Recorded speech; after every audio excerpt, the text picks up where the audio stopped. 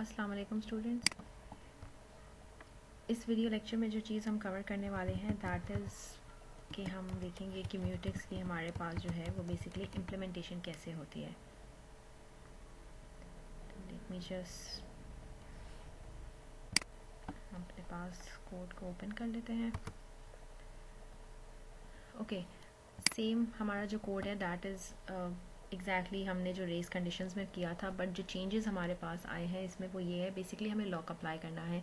हमारा जो critical section था हमारे कोड का वो क्या था, ये नंबर में plus plus. You can see, हम अगर आप किसी ने नहीं देखा है तो रेस कंडीशन की पहले वीडियो जो है वो देख लीजिएगा, देन इस पर मूव करेंगे, ठीक है, तो ज़्यादा आपको समझ आ जाएगा। तो यहाँ पे हमारे पास हो क्या रहा था कि हमारा जो ग्लोबल वेरिएबल नंबर था, ठीक है, उसकी वैल्यू जो है हमें वो डिफरेंट रिसीव हो रही थी। क्यों रिसीव हो रही थी? कभी हमारे पास जो है वो थ्रेड इसको एग्जीक्यूट कर रहा था, ठीक है, कभी वो इसको अप्रोच कर रहा था, कभी अगर डायरेक्टली मेरा जो मेन मेथड है, ठीक है, जो मेरा मेन थ्रेड था, ठीक है, वो उसको अप्रोच कर रहा था। तो उसमें वेरिएशन आ रही थी मेरी उस वैल्यू में। तो मुझे क्या करना था, बेसिकली म्यूटिक्स लॉक जो है वो हमने कवर किया, उसको जो है यहाँ अप्लाई करना था, ठीक है। उसको अप्लाई करने के लिए किस तरीके से होता है, हमारे पास पी थ्रेड्स के अंदर देयर इज़ लाइक इनिशियलाइजेशन हमारे पास मौजूद है, ठीक है। जैसे हमने देखा था कि पी थ्रेड अंडरस्कोर टी में क्या हो रहा था, थ्रेड आईडी हमें रिसीव हो रही थी। उसी तरीके से हमारे पास यहाँ क्या हो रहा होगा कि mutex p thread underscore mutex underscore t के अंदर हम जो है वो अपना एक लॉक वेरिएबल इनिशियलाइज कराया, मीन्स कि हमने इस म्यूटिक्स लॉक को एक नाम दे दिया।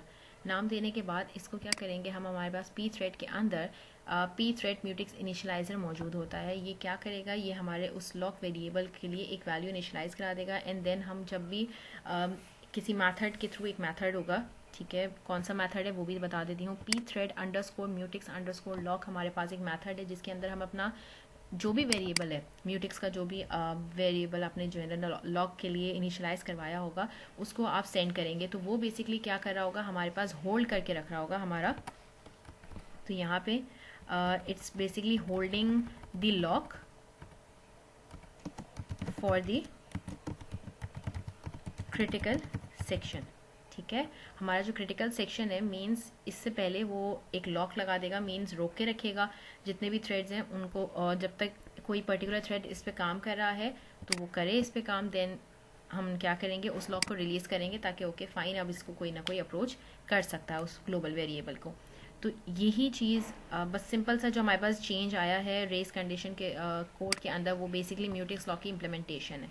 तो अगर हम इसको यहाँ पे अपने पास, लेट मी जस्ट मैं आपको रन करके दिखाऊं, ठीक है, ताकि हमें रेस कंडीशन से थोड़ा सा इसमें जो है वो देख सकें कि क्या डिफरेंस आया है हमारे पास। म्यूटिक्स मैंने जो है वो अपने ऑब्जेक्ट का नाम रख दिया, mutex_all.c मैंने अपनी फ़ाइल का नेम, एंड पी थ्रेड की फ़ाइल है हमारी, थ्रेड्स हैं इसमें, ठीक है। तो LP थ्रेड जो है उसको रखा, कंपाइल हो गया, वेरी गुड।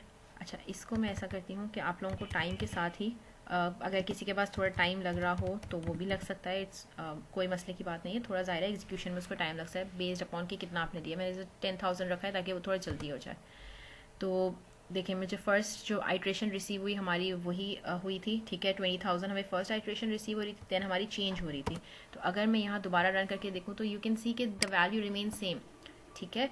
थोड़ा सा टाइम जो है हमारा वो इंक्रीज हो जाएगा, बट वैल्यू हमारी सेम रहेगी बिकॉज हमने यहाँ लॉक अप्लाई कर दिया है। तो अब अगर कोई और थ्रेड इसको एक्सेस करता भी है, ठीक है, तो एट दी मोमेंट कोई एक थ्रेड ही इसको एक्सेस कर सकेगा, तो हमारी वैल्यू जो है वो प्रिजर्व रहेगी, या आप समझ लें कि उसमें जो है वो एक तरीके से हमारी जो सिंक्रोनाइजेशन वाली चीज़ थी हमने उसको यहाँ अपने पास जो है वो थोड़ा सा सिंक्रोनाइज करने की अपने दोनों थ्रेड्स को कोशिश की है, ठीक है। तो ये हमारी जो थी वो म्यूटिक्स की इम्प्लीमेंटेशन थी। नेक्स्ट में हमें जो है वो हम सेमाफोर की इम्प्लीमेंटेशन जो है वो उसको कवर करेंगे। Thank you.